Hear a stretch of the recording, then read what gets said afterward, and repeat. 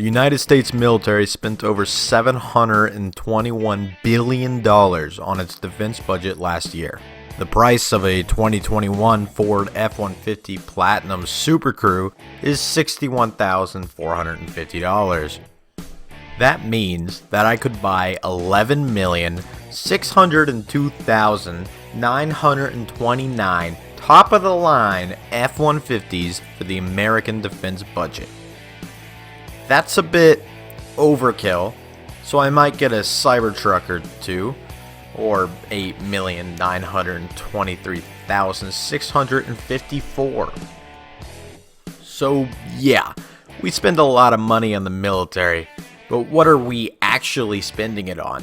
Here's hoping it's not F-150s and Cybertrucks, although that would be cool.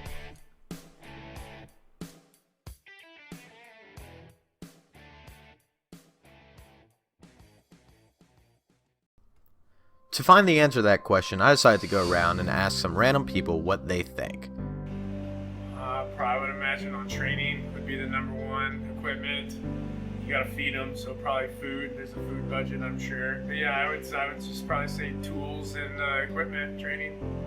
I don't really know how much, but from what I can tell or heard from other people that they do is a fun. Mainly for protection, like vests, helmets, and stuff like that. But also a lot on like with their guns and stuff like that. I don't have the slightest idea how they use this money. How do they use their funding? Well, if I had to guess, a lot of it has to go towards weaponry, I would think.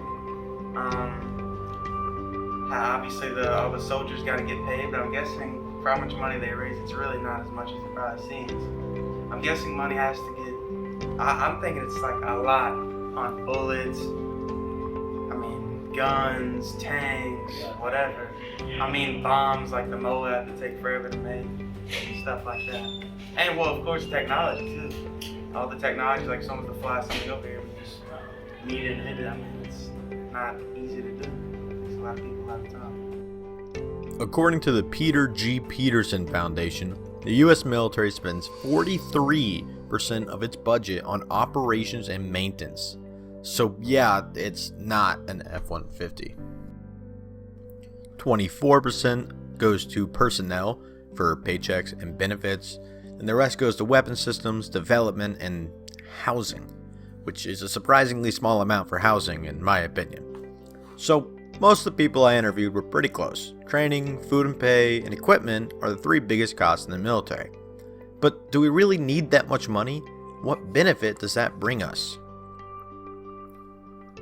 I tried to get an interview with Major Lee. He's the AS-3 Operations and Training Officer for the 75th Troop Command Brigade.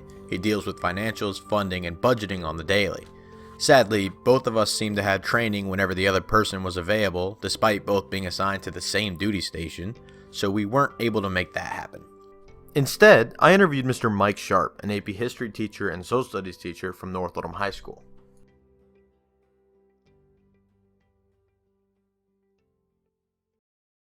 My name is Mike Sharp. I'm a Social Studies History teacher at North Oldham High School. What are your personal opinions on the U.S. defense budget? As far as personal opinion about the U.S. defense budget, I think that the United States, like in any other country's situation, they have to think about protecting their interests. In the case of not just the safety and security of the United States, but security extends to and particularly includes our economic stability.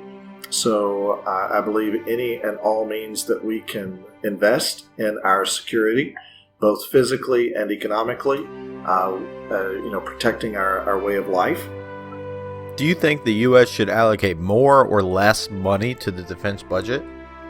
I think anytime that we can invest more into the defense of our country and or our safety and security, I think that is certainly a wise consideration. I believe that if there's any kind of allocation change that we could and should make in our military, it should be that the actual pay for those who are involved in defending our country is raised and is actually a livable wage. How do you think the U.S. defense budget affects our political interests abroad? I think it is our investment in military spending in the United States has both a what is called a soft influence as well as a hard influence. Soft influence in that the more that we have a presence in the world's community through our military presence, whether it's through Air Force or Navy to try to make sure that shipping lanes and trade is able to continue uninterrupted, by any other nation state or pirates or whatever the case may be. That soft influence of just being present in the world is extremely valuable for the stability of the world's economy.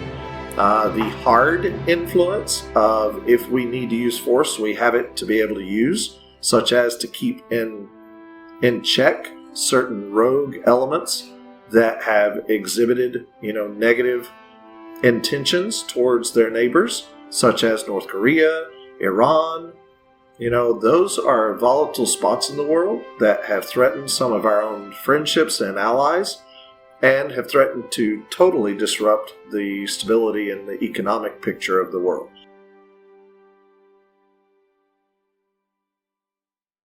Lieutenant Colonel William Patrick Gerdeman, retired United States Air Force, spent 24 years on active duty. And my best experience with budgeting comes from being a second in command and acting commander of a combat rescue squadron that was deployed to the Middle East. So how does an air wing or squadron usually use and distribute their funding? Okay, so an air wing, the first thing an air wing gets is funding based on its airframes, number of airframes and complexity of the airframes. So the more complex the airframes, the more difficult the mission, and when the higher number of airframes, the more people it takes to keep the airframes in the air. So the first part of that is the funding necessary for the manpower to support the aircraft, and then to support the people that are actually working on the aircraft, personnel, finance, medical, all that comes with the airframe package. And then there's another allocation of funds to the operational side based on the training requirements of the air crews who will be flying the aircraft. So the bigger the air crew is on an airplane, such as a bomber has a crew of, B-52s have a crew of 5, you're going to get more funding for that because it takes more training to keep all those people current in their missions. And then, like for us, combat rescue squadrons, we were funded based on 6 personnel assigned to each airframe who had to stay current. So that's how our flying hours were allocated to us to keep those people current. Wing that I was most familiar with, and in a month's time, and it's not, you wouldn't see it as cash outlays, but of the wing's budget in a month, I would go with probably the wing I was with, $2 million a month. And the biggest part of a wing's budget is actually personnel. So say Congress does something weird, which we know they do, and your budget dramatically decreases one year. How's that going to affect your wing? So the first thing that'll happen is the wing will have to decrease airplanes. They'll either get mothballed on site, or they would get stored out at Davis-Monthan Air Force Base in Tucson, Arizona. And every time there's a cut in airframes, there's a cut in personnel. So that's how the wing would respond to a cut in budget. And that also means the decrease in the amount of hours at support offices, such as personnel, the hospitals, the medical care. There'll be fewer hours, fewer appointments available, fewer services offered. Everything decreases. Okay. So what if they decide to dramatically increase your funding? Then that usually means that the bases will get improved facilities. It usually gets spent on new housing, maybe new hangars for the aircraft, more tools, new computers, Any kind of upgrades like that, any kind of upgrades that the aircraft might need that were kind of put on the shelf. Let's say there's an engine software update available that will increase the life of the engines, but it costs X amount of dollars to install it, and those dollars haven't been there.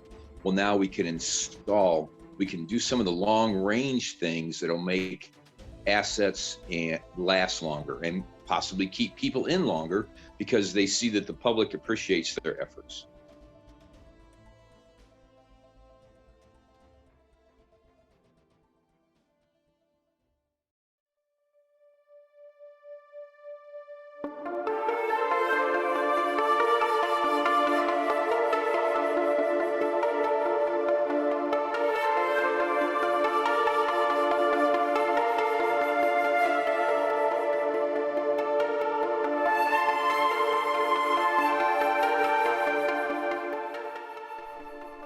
So what does 11,602,000 F-150s do for us? Well, it prepares our military to be able to deploy, activate, or train for any reason anywhere. Aircraft carriers can bring air supremacy all around the globe, transport ships and planes can drop troops to any location on Earth, and HMMVs can rapidly deploy a squad across countries. As we saw today, there's a lot of different factors that go into the military budget. The budget is there to provide for personnel, to provide housing, construction, research, and to enable squadrons like the Lieutenant Colonel's Combat Rescue Squadron, which doesn't just rescue military personnel, but also provides aid to nearby civilians. There's a reason we are on the top. And no, it's not because we have 11 million F-150s.